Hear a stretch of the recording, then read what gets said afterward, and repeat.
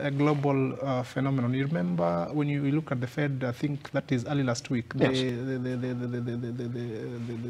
governor there was under a lot of pressure to increase rates because, one, to stem inflation in the US. The same has happened in the UK, where the central bank mandarins were forced to increase rates to stem inflation in that country. I don't know how Liz will deal with it now that he's come into office.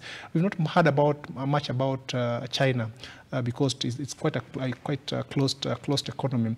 But world over, there's been a lot of pressure to increase interest rates because of the inflationary pressures that were pressured by the Russian-Ukraine crisis, and of course the oil crisis that we've had for quite some time now. When that happens, Elijah, the local market takes a beating immediately because then there's capital local market to those markets that offer better interest rates.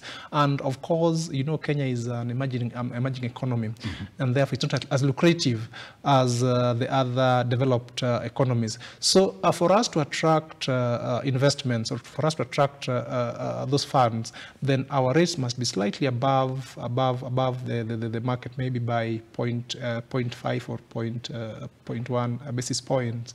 That puts the government in a very awkward position, because then again they don't want to increase rates locally. But if they don't do that, then they cannot attract those funds, which again now pushes them back to borrow locally. So our policymakers locally are quite hard pressed. They'll have to go either way to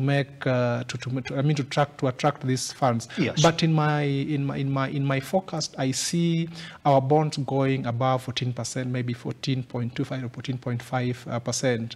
Same to our treasury bills. If we are to maintain the funds that we really have locally, and even to attract more FDIs into the country.